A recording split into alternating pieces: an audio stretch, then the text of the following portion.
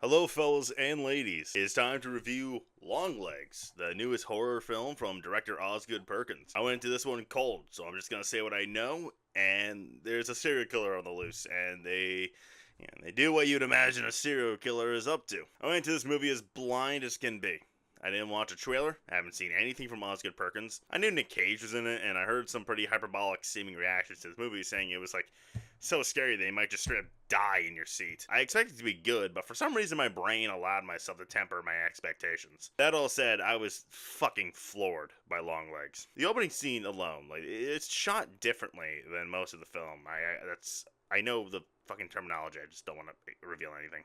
There's nothing overtly sinister like happening, and yet there's something purely evil on display. Atmospherically, it's like instant. The sense of dread that crescendos at the end of the scene, and then that's the wavelength we're on the whole movie, if not gets like steadily higher. There's like maybe a dark joke or two here and there, but there's almost no levity in the sight, which is extra impressive because this movie acts as a police procedural, going through the motions of a pretty mundane semi-FBI investigation. Okay, well, mundane maybe isn't the right word, but we're just going through the numbers.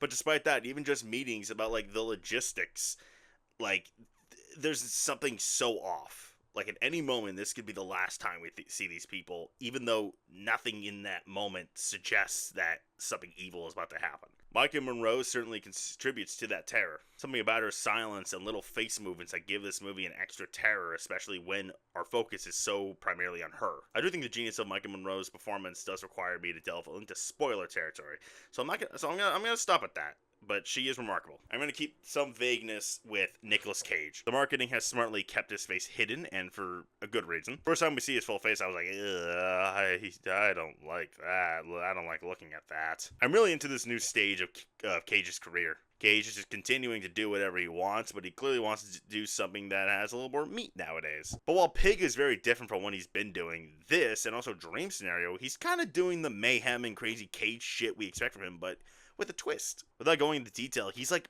being Nicolas Cage in this movie, but like he isn't. I really need you guys to see this movie so you understand what the fuck I'm talking about. But what I believe makes Longlegs special and why I was like blown away was the fact that nothing about this movie was cheap. I'm not gonna pretend it's a perfect movie. It comes damn close, but it's not. I do think the script is, well, brilliant. There are a couple of plot things that maybe go, sure. That's the extent of the criticism I'm giving this fucking movie. Because this movie is crafted by a genius, apparently. Osgood Perkins, I was not familiar with your game. Horror has been on the up and ups recently, thanks to people like Jane Schonbrun, Ari Aster, Robert Eggers, and most notably, Jordan Peele. And yet, the appeal of horror seems to be the dreaded fucking jump scares, apparently. The amount of times I've heard shit like, Get Out's not a horror movie, it was a drama with some scary stuff in it. Yeah, if you say Get Out or Longlegs is not a horror movie, you're a stupid person, and I already can see I can already tell audience are gonna be like, that wasn't a horror movie. Where was the jump scares? A drama with scary stuff in it. That's literally what a fucking horror movie is. It's not an animated movie. It's just a drama with cartoons, jump scares, and reliance on monsters, and like bearing sinister score, and just basically the obviously evil. Like, they are the death of horror. Somewhere down the line, some hack job fuckface discovered cheap ways to get easy scares instead of relying on tension and atmosphere. I hope whoever did that is burning in the steepest pits. But that's the appeal of Longlegs. The film has next to no jump scares, no monsters, no blaring obnoxious scores. Just non-stop, subtle, terrifying tension. Osgood Perkins gets what horror is supposed to actually be. One of my favorite ways that Osgood Perkins accomplished that was with the cinematography. Andrea Roshi's, if I'm saying that name wrong, I'm not sorry. Andrea Roshi's cinematography allowed the camera to inflict terror in some very creative ways. Whether that be the camera staying long on the subject in a conversation, or placing the camera far away from an exterior and allowing us to see the shock of the moment hit us slowly. Also, the use of sound, again, subtly brilliant. Something like the use of a tone during a phone call creates volumes of unease. A conversation in this movie is like meant to make us not even scared, but just feel something is off.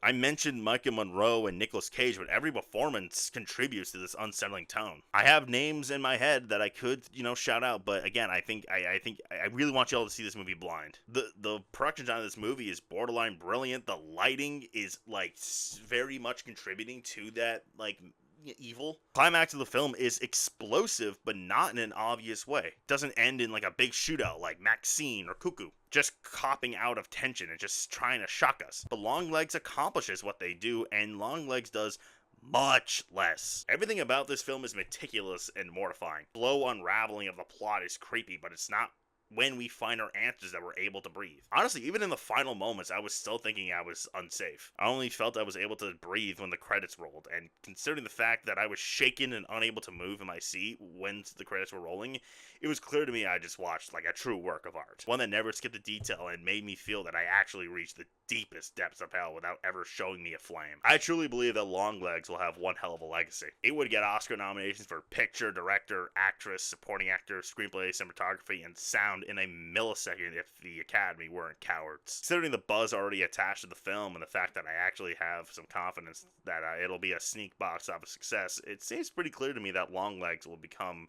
like a quintessential horror film for our times. Maybe not in the same way that like Get Out has, but like that film is like unanimously agreed to be not just a horror film of our generation, but like one of the films of our time. But similarly to Get Out, it seems clear to me that Longlegs will help define what horror and cinema can be for some time. And for that, I have no issues at all giving Longlegs 9 Nick Cages out of 10. Alright, that is the end of that. Love Longlegs. I can't recommend it enough. Like, subscribe, and share. Now get out of here. Go watch Longlegs. Come on. Skedaddle, champ.